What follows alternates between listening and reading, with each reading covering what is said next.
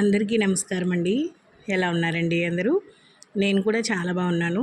మీరు కూడా ఇంకా బాగుండాలని కోరుకుంటూ మొన్న చిన్న షార్ట్ వీడియో అయితే వదిలాను కదండి. నేను జొన్న అన్నం చేశాను బువ్వ అని చెప్పాను కదా.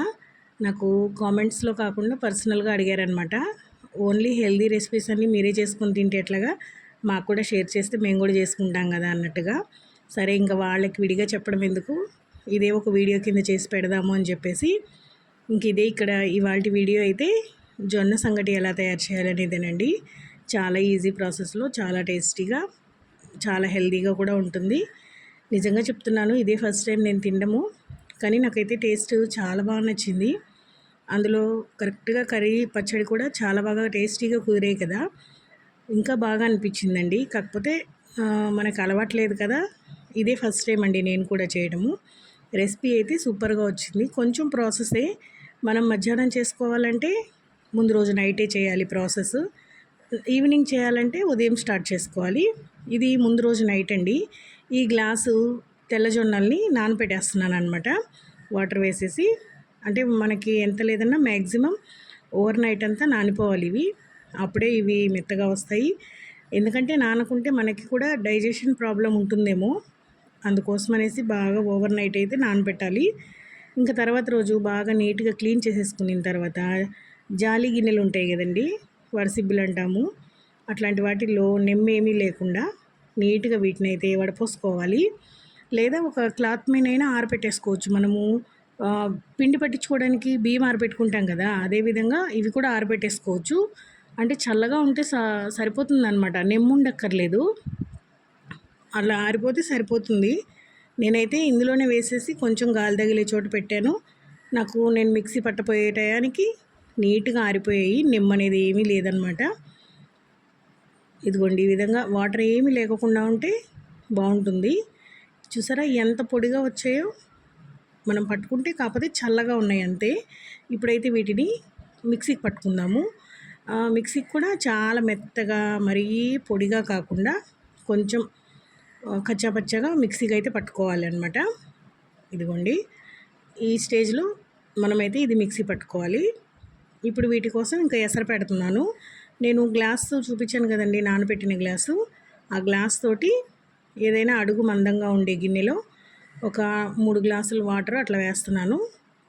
ఇందులో మళ్ళీ పిండిలో 1 గ్లాస్ వాటర్ కలిపేస్తాను అనమాట. మొత్తము 4 గ్లాసుల వాటర్ పడుతుంది. కాకపోతే లో ఫ్లేమ్లో పెట్టుకొని చాలాసేపు అనేది ఉడికించుకుంటే సంగటిలాగా చాలా బాగా తయారవుతుందండి. హెల్త్కి చాలా మంచిదని చెప్తారు, డైటింగ్ చేసే వాళ్ళకు కూడా చాలా మంచిదంట. మనము మధ్యాహ్నం చేయాలి అనుకుంటే ముందు రోజు నైట్ నానబెట్టేసుకుంటే సరిపోతుంది. లేదు నైట్కి తింటాము అనుకుంటే నిద్ర లేసిన వెంటనే నానబెట్టుకున్నా సరిపోతుంది. ఇప్పుడు కొరవ నీళ్ళల్లో ఈ పిండిని అయితే వేసి కలుపుతున్నానండి. అంటే డైరెక్ట్గా వేస్తే ఏమైనా ఉండలు కడుతుందేమో అని చెప్పేసి నేను ఈ విధంగా కలుపుకుంటున్నాను. చూసారా ఎలా వచ్చిందో, చాలా సాఫ్ట్గా కూడా ఉండింది, ఎందుకంటే బాగా నానింది కదా, అందువల్ల చాలా సాఫ్ట్గా కూడా ఉంది. ఇలాగంతా కలిపేసుకొని ఆ ఎసరు నీళ్ళు బాగా తెరిలిన తర్వాత ఇది ఎత్తి అందులో వేసేసుకొని కలుపుకుంటూ ఉండడమేనండి. గట్టిపడేంత వరకు కలుపుకోవాలి. అసలు ఏదో పాలు వచ్చినట్టుగా వచ్చాయి పైన అయితే. ఇంక ఇక్కడ కొంచెం సాల్ట్ అయితే వేస్తున్నాను, మరీ చప్పగా ఉంటే బాగుండదు కదా అని చెప్పేసి చాలా మినిమం సాల్ట్ అయితే వేసానండి. ఈ ఎసరు అనేది బాగా తెరలాలన్నమాట. బాండట్లో ఎందుకు చేస్తున్నానంటే అడుగు మందంగా ఉండే గిన్నె ఇదే కాబట్టి, లేదంటే కుక్కర్లోనైనా మందంగా ఉంటుంది కదా, కుక్కర్ గిన్నెలైనా వాటిల్లోనైనా చేసుకోవచ్చు. నాకేంటంటే ఇది కొంచెం బాగా అనిపించింది. ఇంక ఇదంతా ఎసరు తెల్లిన తర్వాత ఇందులో వేసేస్తున్నాను. ఇంక ఇది పొంగిపోకుండా దగ్గరుండి కొంచెం ఉడుకు పట్టేంత వరకు కలిపెట్టుకుంటూనే ఉండాలండి. అలా కలుపుతూ ఉంటే కొంచెం దగ్గరికి వచ్చేస్తుంది. ఇంకా దగ్గరికి వచ్చేటప్పుడు మనం ఏంటంటే స్టవ్ని కొంచెం హైలో, మీడియంలో, లోలో అడ్జస్ట్ చేసుకుంటూ దీన్ని అయితే ఉడికించుకోవాలి. ఆ తర్వాత ఇది ఉడికిపోయి గట్టిగా అయిపోతుంది, సంగటిలాగా తయారైపోతుంది. మనం ఇందులో ఎక్కడ బియ్యం అనేది యాడ్ చేయట్లేదు కదా, సో సంగటి అనేది కూడా చాలా బాగా వచ్చింది. ఇంక ఇలా కలుపుతూ ఉండాలన్నమాట, లేదంటే పొంగిపోతుంది అంతే, ఇంకేం లేదు. మంటని మనం అటు ఇటుగా అడ్జస్ట్ చేస్తూ ఉంటాం కదా, పొంగిపోతుంది అనేసి ఇంకా అలా కలుపుతూ ఉండగానే చిక్కగా గట్టిగా అయిపోతుంది. ఇంకా అలా మనము దగ్గరగా ఉడికించుకునేసి స్టవ్ ఆఫ్ చేసేసామంటే పూర్తిగా చల్లారిపోయిన తర్వాత గట్టిగా అయిపోతుందండి. మనకి మామూలుగా మనం సంగటి ఎలా ఉంటుందో అదే విధంగా అయిపోతుందన్నమాట. ఇలాగా ఉడికిందా లేదా అనేది ఒకసారి చూసుకునేసి ఇంకా తర్వాత మూత పెట్టేసుకున్నామంటే రెడీ అయిపోతుంది. ఇదిగోండి, ఇది పూర్తిగా చల్లారిపోయిందనమాట. చల్లారిపోయిన తర్వాత ఈ విధంగా వచ్చింది. నేను దీంట్లోకి మామిడికాయ ఆకుకూర పప్పు చేసున్నానండి. ఇంకా జోమ్ పచ్చడి అయితే చేశానన్నమాట, బెండకాయ పచ్చడి. ఇంకా అదే వేసుకొని తిన్నాము.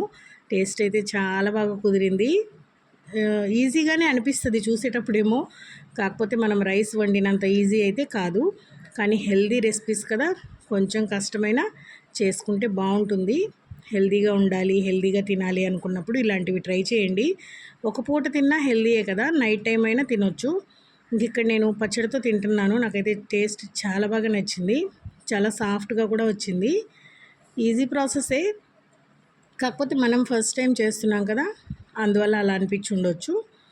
వీడియో నచ్చినట్టయితే లైక్ చేసి, షేర్ చేసి, సబ్స్క్రైబ్ చేసుకోండి. మీరు కూడా ట్రై చేసి ఎలా వచ్చింది ఏంటి అనేది కామెంట్ చేయండి. నాకైతే చాలా బాగా కుదిరింది జొన్న సంగటి. ఇవాల్టికి ఇదేనండి వీడియో. ఈ వీడియోని ఇంతటితో ఎండ్ చేస్తున్నా. ఉంటానండి. బాయ్ అండి.